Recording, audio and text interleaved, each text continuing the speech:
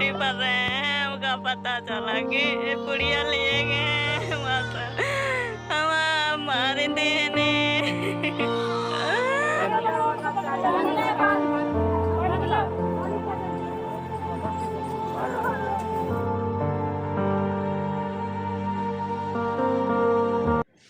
2 दिन पहले जहां पूरा भारत देश रंगों से होली खेल रहा था, वहीं राजधानी दिल्ली के आनंद विहार में खून की होली खेली जा रही थी।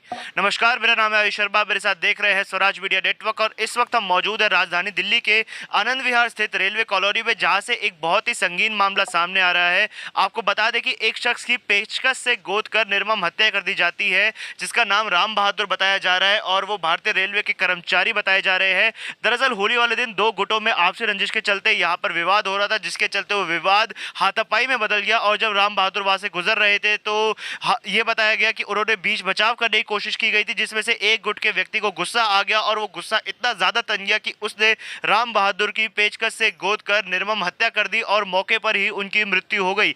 जी हाँ, बहुत ही संगीन आरोप यहाँ पर लग रहे हैं क्षेत्रीय थाना पुलिस के ऊपर भी, जैसा कि आए दिन राजधानी दिल्ली में हम देख रहे हैं कि इस प्रकार के मामले बढ़ते जा रहे हैं। आए दिन कोई ना कोई कत्ल की वारदात सामने आती है और दिल्ली पुलिस अपनी आंखें बंद करके ऐसे ही सोती रहती है। तो इस वारदात में भी कुछ ऐसा ही हुआ है। आपको परिवार के पास लेकर चलते हैं और क्या कुछ परिवार वालों का कहना है उन्हीं से सुनाते हैं।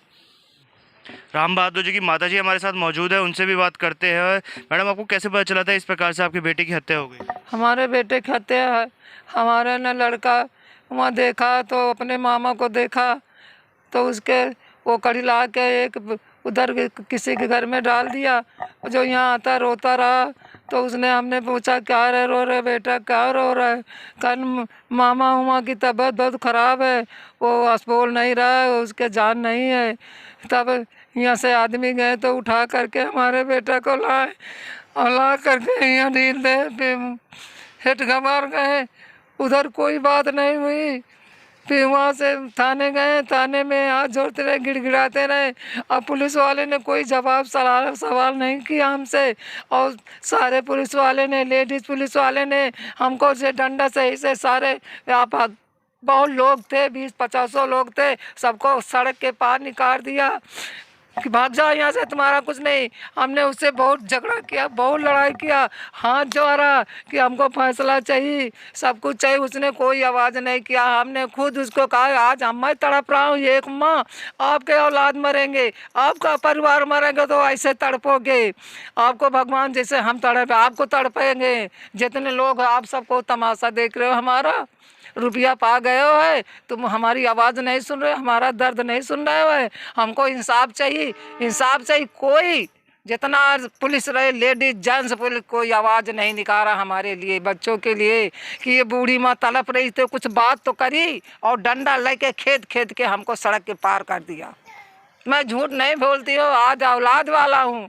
हमारा बच्चा जवान बेटा, हमारा बच्चा तड़प तड़प के जान छोड़ दिया। आज हमारे 3रा दिन हो गया, हमारा बच्चा कहीं नज़र नहीं आ रहा साहब। हमारा हमको इस पुलिस वाले ने हमारे साथ बहुत गलत किया। भगवान उनके साथ गलत करेगा, अभी कह रहे ने, अभी कर रहे ने। हमको साहब इंसाफ चाहिए। जैसे हम तड़प रहे हैं, उसके बच्चे बीवी ने तड़पे, वो भी तड़पे। हमारे साथ इंसाफ कोई नहीं किया, कोई पुलिस लेडीज जेंट्स कोई नहीं किया। तो साहब हम सरकार से, ये देश से सबसे हमका इंसाफ चाहिए कि हमारे लेगन के लिए, बहू को, बच्चों को खाने पीने को चाहिए, नौकरी चाहिए, पेंशन चाहिए। हमारे सबका हमारा निवेदन आपसे विनती कर रहा हूँ। हम बूढ़ी मान, हमारे लोगों को खाने पीने का, सब चीज़ का, हमका बहू का, हमारा सब सेवा चाहिए। आपसे भीख मांग रहा हूँ, सरकार आपसे भीख रहा है। बेटा आप भी हो, अम्मान हमारा पानी ला।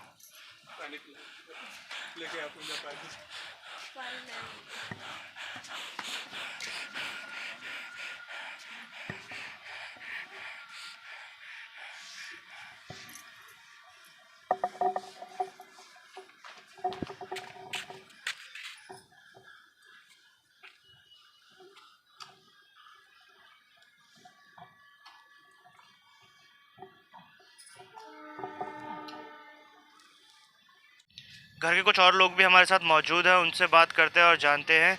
जी सर, राम बहादुर जी के क्या लगते हैं आप? हम उनके भाई लगते हैं। आपका नाम? हमारा नाम छोटू है, हमारे भाई का नाम राम बहादुर है।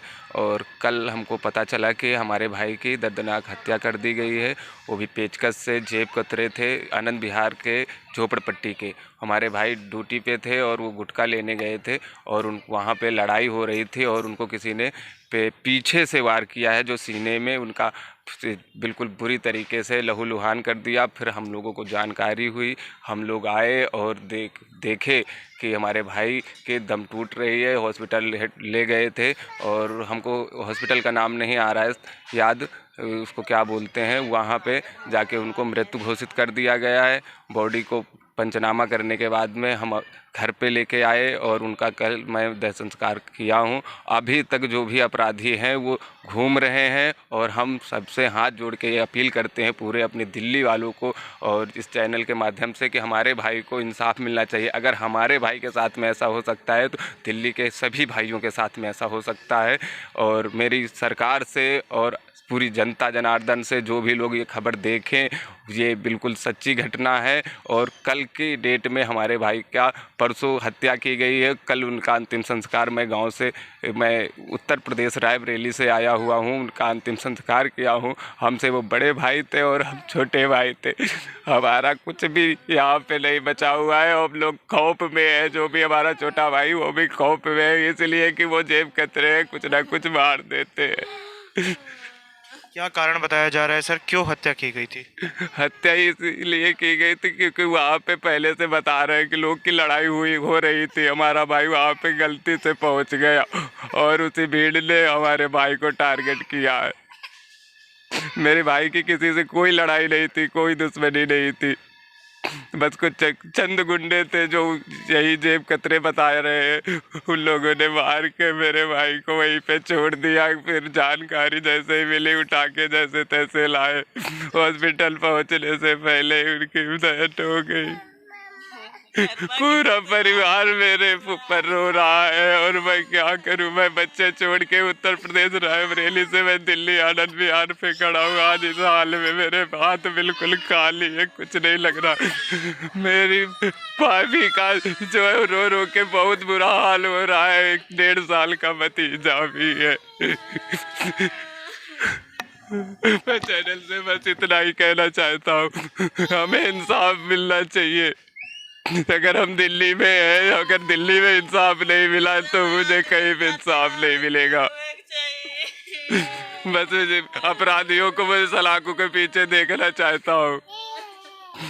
तो आपने देखा किस प्रकार से परिवार का यहाँ पर रो रो कर बुरा हाल है। और जाहिर सी बात है, अगर त्यौहार वाले दिन किसी व्यक्ति की इस प्रकार से निर्मम हत्या हो जाती है तो परिवार जो इस वक्त पूरा बेसहारा खड़ा है, क्योंकि वो अपने परिवार में इकलौते कमाने वाले थे, उनकी पत्नी है, उनके 2 छोटे बच्चे हैं और इस प्रकार से हत्या कर दी जाती है। बताया जा रहा है कि पेचकस मारकर हत्या कर दी जाती है और वहाँ पर जो लोग मौके पर मौजूद थे वो तमाशबीन बनकर इस पूरी घटना को देखते रहे।